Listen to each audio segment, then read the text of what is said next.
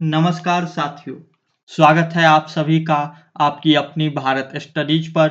मैं हूँ ऋतिक, आप हैं मेरे साथ एक नए सेशन में जहाँ पर हम चर्चा करने वाले हैं मिथिला विश्वविद्यालय में पढ़ने वाले वो सभी लोगों के बारे में जिनका सब्जेक्ट इतिहास है, हिस्ट्री है।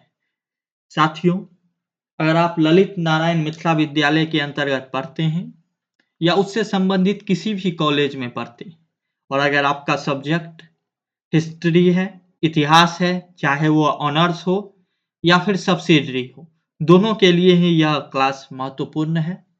आज हम हिस्ट्री के बारे में विस्तार पूर्वक चर्चा करेंगे। आपके एग्जाम में उससे संबंधित क्या और किस तरह से पूछे जाते हैं, इसके बारे में चर्चा करेंगे। LNMU BA पार्ट 1 इतिहास के बारे में विस्तार पूर्वक चर्चा की जाएगी कि किस टॉपिक से क्या क्वेश्चन आते हैं, किस तरह से क्वेश्चन आते हैं, सिलेबस क्या है, कौन के क्वेश्चन आपके प्रीवियस ईयर में क्या सब आ चुका है, इसके बारे में भी चर्चा करेंगे। इससे पहले हम निश्चित रूप से चाहेंगे कि आप इस चैनल को सब्सक्राइब कर लें, वीडियो को लाइक कर दें और अपने जितने भी यार दोस्त हैं उनके साथ इस वीडियो को शेयर निश्चित रूप से करें, ताकि हमें भी ये पता चल सके कि आपको आज का ये इन्फॉर्मेशन अच्छा लगा है, आज की ये क्लास अच्छी लगी है और इससे संबंधित और भी इन्फॉर्मेशन आपको प्रदान कर सकते हैं। तो आइए आज की क्लास की शुरुआत करते हैं। ललित नारायण मिथिला विश्वविद्यालय या इससे संबंधित सभी महाविद्यालय जिसमें BA पार्ट 1 इतिहास हिस्ट्री के पिछले वर्ष के कुछ महत्वपूर्ण प्रश्न नीचे दिए गए हैं। ये प्रश्न आपको आपकी परीक्षा की तैयारी में निश्चित रूप से मदद करेगी। देखिए, LNMU BA पार्ट 1 इतिहास जो पिछले वर्ष का प्रश्न है, उसका सिलेबस और उसमें के अंतर्गत जो भी क्वेश्चन पूछे गए हैं और पूछे जाएंगे, उन सभी का समावेश किया गया है। जो टॉपिक है वो आपका सिलेबस हुआ और उसके अंदर में जो आपको सब टॉपिक दिया गया है, जैसे देखिए सिंधु घाटी की सभ्यता, ये आपका सिलेबस के अंतर्गत ये टॉपिक दिया गया है और इसके अंतर्गत जो क्वेश्चन पूछे जाते हैं वो देखिए 1, 2, 3, ये 3 क्वेश्चन भी आए हैं जो इसके अंतर्गत पूछे जाते हैं।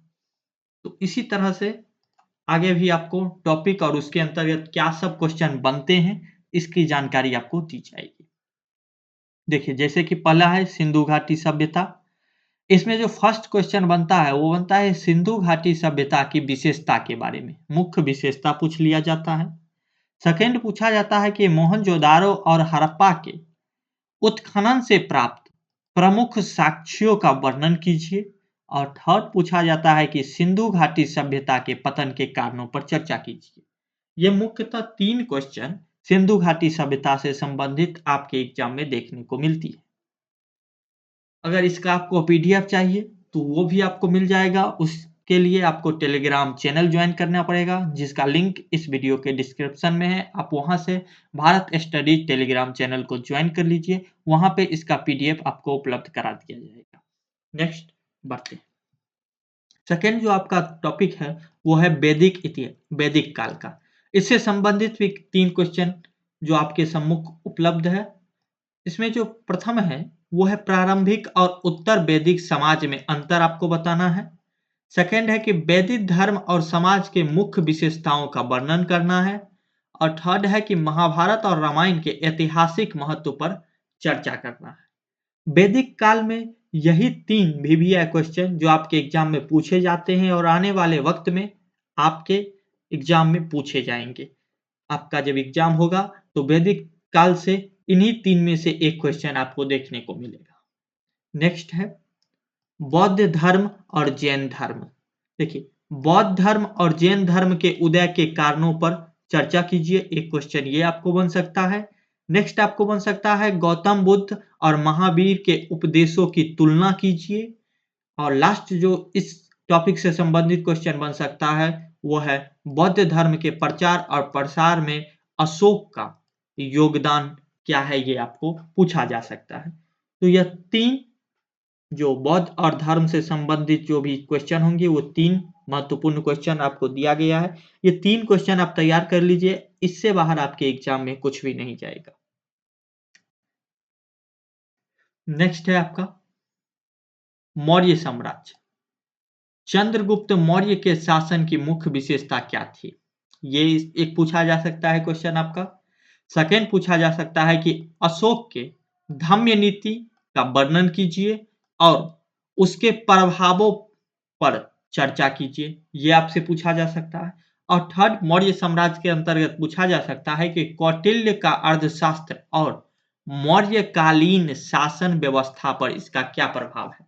देखिए, कौटिल्य के स्थान पे आपको चाणक्य लिखा हुआ भी आ सकता है, इसलिए कोई इसके घबराने की बात नहीं है। दोनों एक ही व्यक्ति हैं और एक ही नाम से उनका जो अर्थशास्त्र चलता था, वो किसी क्वेश्चन में आपको उसे चाणक्य लिखा हुआ मिल जाएगा, किसी में कौटिल्य लिखा हुआ मिल जाएगा। तो ये आप देख लीजिएगा।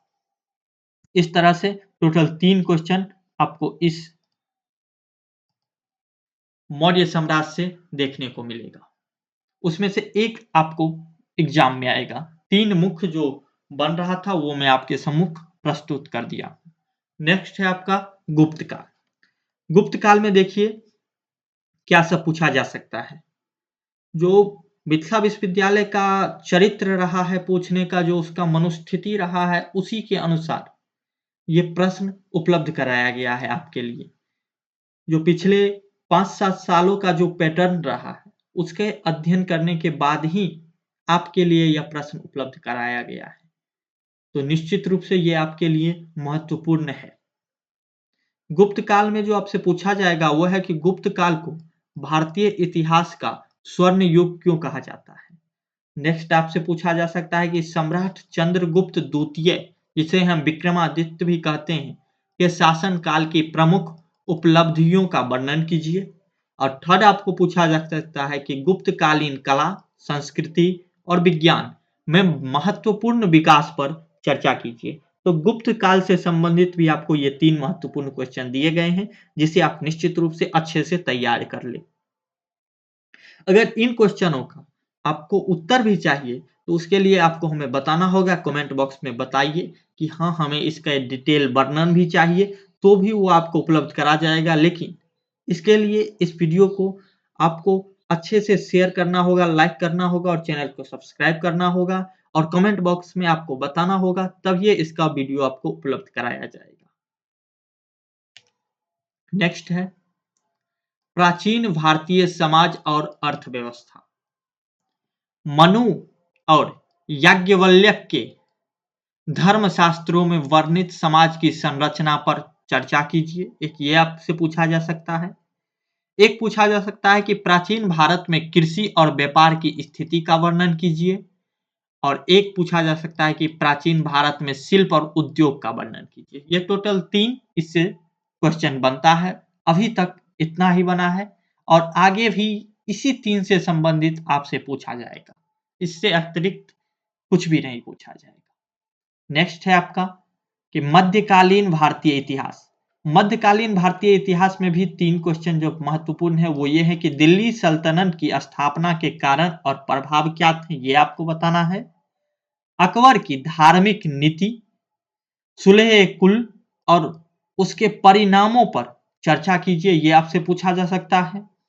और जो मध्यकालीन में एक और क्वेश्चन बनता है कि मराठा साम्राज्य के उदय और विस्तार पर चर्चा कीजिए। ये भी एक क्वेश्चन मध्यकालीन भारतीय इतिहास पे बनता है। नेक्स्ट है भक्ति और सूफी आंदोलन से भी आपको एक क्वेश्चन देखने को मिलेंगे, इसलिए इसमें भी हम 3 महत्वपूर्ण क्वेश्चन आपके लिए उपलब्ध कराए हैं कि भक्ति आंदोलन के प्रमुख संतों और उनके विचारों का वर्णन कीजिए। एक ये पूछा जा सकता है। एक पूछा जा सकता है सूफीवाद के बारे में कि सूफीवाद और उसके प्रमुख आचार्यों का भारतीय समाज पर क्या प्रभाव पड़ा है, ये बताने को आपको कहा जा सकता है। और एक पूछा जा सकता है भक्ति और सूफी दोनों का मिश्रण, कि भक्ति और सूफी आंदोलन के बीच समानता और असमानता का विश्लेषण कीजिए। दोनों को एक ही जगह पे मिक्स कर से एक क्वेश्चन आपसे पूछा जा सकता है। इस बार का जो चांस बनता है वो इसी का अधिक बन रहा है कि भक्ति और सूफी दोनों को सम्मिलित रूप से ही वो पूछ ले, जिससे एक ही क्वेश्चन में उसे दोनों ही जवाब उपलब्ध हो जाए। तो निश्चित रूप से आप इन तीनों को आसानी से और अच्छे से तैयार कीजिएगा। अगर हमसे चाहते हैं तो उसके लिए जैसा कि हम निश्चित रूप से आपको बताएं तो कमेंट कीजिए और वीडियो को लाइक कीजिए, शेयर कीजिए, सब्सक्राइब कीजिए। नेक्स्ट है ब्रिटिश भारत। 1857 के विद्रोह के कारणों, घटनाओं, परिणामों पर विस्तार से चर्चा कीजिए। एक क्वेश्चन ब्रिटिश भारत पर से जो पहला बनेगा वो यही बनता है। सेकंड बनता है कि अस्थायी बंदोबस्त और उसकी आर्थिक और सामाजिक प्रभावों का विश्लेषण कीजिए। ये सेकंड है। और थर्ड जो इसका क्वेश्चन बनता है वो बनता है कि भारतीय स्वतंत्रता संग्राम में महात्मा गांधी के बारे में बनता है कि महात्मा गांधी की क्या भूमिका है, ये आपको वर्णन करना है। तो ब्रिटिश जो भारत है उससे संबंधित एक क्वेश्चन आपके एग्जाम में आता है और उस एक में से जो आएगा उसके लिए हम आपको 3 क्वेश्चन उपलब्ध करा दिए हैं। इसी 3 में से एक क्वेश्चन आपके एग्जाम में आएंगे। नेक्स्ट है कि स्वतंत्रता के बाद भारत, इस टॉपिक से भी एक क्वेश्चन आपके एग्जाम में देखने को मिलते हैं कि भारतीय संविधान के निर्माण की प्रक्रिया का वर्णन कीजिए। भारत पाकिस्तान विभाजन के कारण और परिणामों पर चर्चा कीजिए। नेहरू युग की प्रमुख नीतियों और उनका स्वतंत्र भारत पर क्या प्रभाव रहा है, ये भी आपसे पूछा जा सकता है। तो स्वतंत्र भारत पे ये 3 महत्वपूर्ण प्रश्न बनते हैं ग्रेजुएशन बीए पार्ट 1 इतिहास के एग्जाम में। तो ये टोटल 10 टॉपिक थे जिससे 10 क्वेश्चन आपके एग्जाम में देखने को मिलते हैं। हर एक टॉपिक पे हमने आपको 3 क्वेश्चन बताए हैं। इस तरह से टोटल आपको हम पूरा इतिहास का टॉप 30 क्वेश्चन आपके लिए हम बताए हैं, जो कि पूरा सिलेबस आपको कंप्लीट हो जाएगा। और देखा जाए तो वो 30 नहीं 20 ही क्वेश्चन थे। सिर्फ लैंग्वेज जो आपके एग्जाम में चेंज करता है उस अनुसार लैंग्वेज भी कभी-कभी प्रश्नों का बदल दिया जाता है। तो आपको लगेगा यह एक नया क्वेश्चन है, लेकिन क्वेश्चन वही है, सिर्फ उसके पूछने का जो तरीका है उसे बदल दिया गया है। तो इसका भी आप अपने एग्जाम में निश्चित रूप से ध्यान रखें। कुछ आपके लिए सुझाव भी है कि आपको अपने सिलेबस का पूरा ध्यान रखना है। सिलेबस के सभी टॉपिकों का विस्तार से अध्ययन करें ताकि एग्जाम में आपको किसी भी प्रकार की दिक्कत नहीं हो।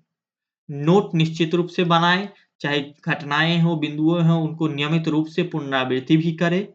पुराने प्रश्नों का अभ्यास करें। जिस तरह से अभी हम आपको इसमें पीआईक्यू भी सम्मिलित हैं, कुछ नए प्रश्न भी सम्मिलित हैं जो आपके एग्जाम में आ सकते हैं। इसमें दोनों ही प्रश्न सम्मिलित थे, जो पिछले आपके एग्जाम में पूछे गए हैं वो भी सम्मिलित हैं और जो नए पूछे जा सकते हैं वो भी सम्मिलित हैं। तो इसमें दोनों ही सम्मिलित हैं और आप पिछले प्रश्नों का अभ्यास अलग से भी निश्चित रूप से करें, जिससे परीक्षा पैटर्न के समझने में आपको आसानी होगी। तो ये प्रश्न आपको एलएनएमयू के पार्ट 1 इतिहास की परीक्षा के लिए बेहतर तैयारी में मदद करेगी। यही आशा के साथ आज की इस क्लास को यहीं पे रखा जाता है। अगर इससे संबंधित और भी कुछ आपको जानकारी चाहिए तो आप कमेंट बॉक्स में कमेंट कीजिए, आपको जानकारी दी जाएगी। चैनल को सब्सक्राइब कीजिए, लाइक कीजिए और अपने जितने भी यार दोस्त हैं उनके साथ इस वीडियो को शेयर निश्चित रूप से कीजिए। धन्यवाद।